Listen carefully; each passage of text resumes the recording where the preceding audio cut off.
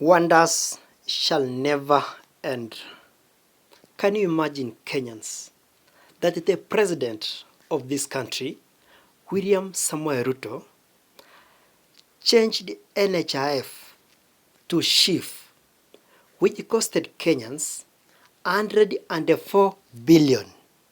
Now, the president and his government wants to change KRA, which is Kenya Revenue Authority, to Kenya Revenue Service, another 107 billion. Is it necessary, Mr. President? When our grade 10 children are still at home with no solution? Before we continue, Kenyans, just take a minute, subscribe on this channel, Kiongozi wa Wanyonge, the voice of the people, for more truth about Kenyan politics. Kenyans, I want to ask you a very simple question. Do you know what's a billion? Mtu akikupatia 1 billion sahi, unajua unaweza ifanyia nini? Wacha niwaambie. 1 billion nikikupea kama sahi, unaweza tumia 1 million every month. That means kwa siku unatumia kitu kama 33,000. Hii 1 million every month utaitumia for 83 good years, and then you remain with some millions. That's what we call a billion. Now the president and his government wamekaa na wamekuja na plan ya kutumia 107 billion to change KRA to Kenya Revenue Services.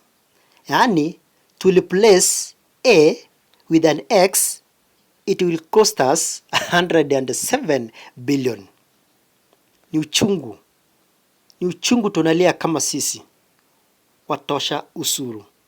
Sababu the previous one, President William Ruto na government yake ilitumia 104 billion kuchange NHIF to SHIF.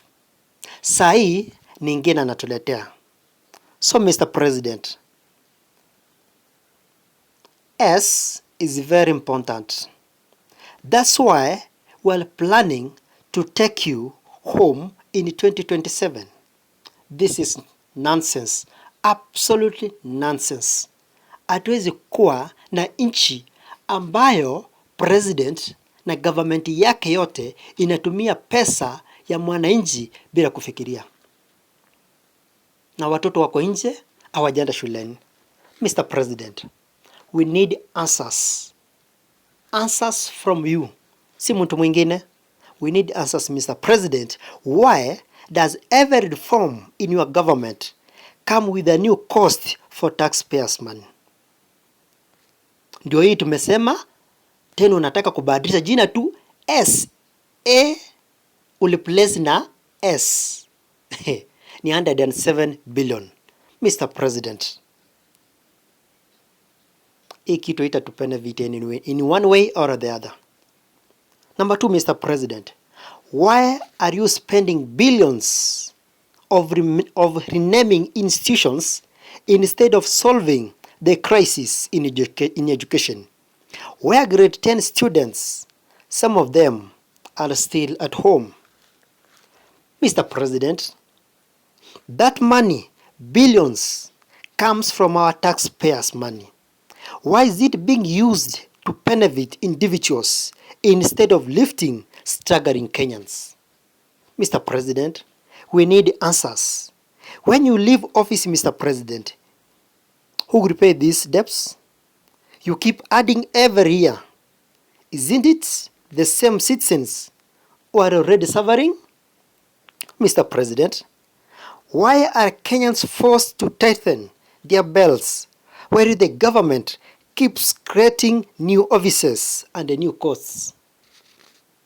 Mr. President, you promised to reduce the cost of living.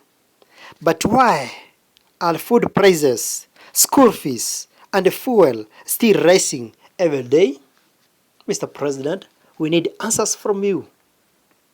Is the government working for the people or just for the powerful? Mr. President, why are our youth walking hundreds of kilometers to raise school fees while billions disappear in reforms? Mr. President, the last question we ask as Kenyans. You, Mr. President, do you still remember you campaigned about promises, bottom-up economy, or has it changed into top-up for the rich?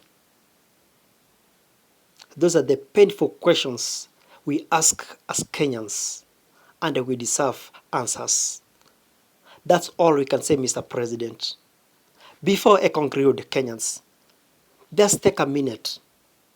Subscribe on this channel, Kiongozi wa Wanyonge, the voice of the people. Kenyans, in the comment section, tell me what you think in the comment section. This is the voice of the people. Your voice matters.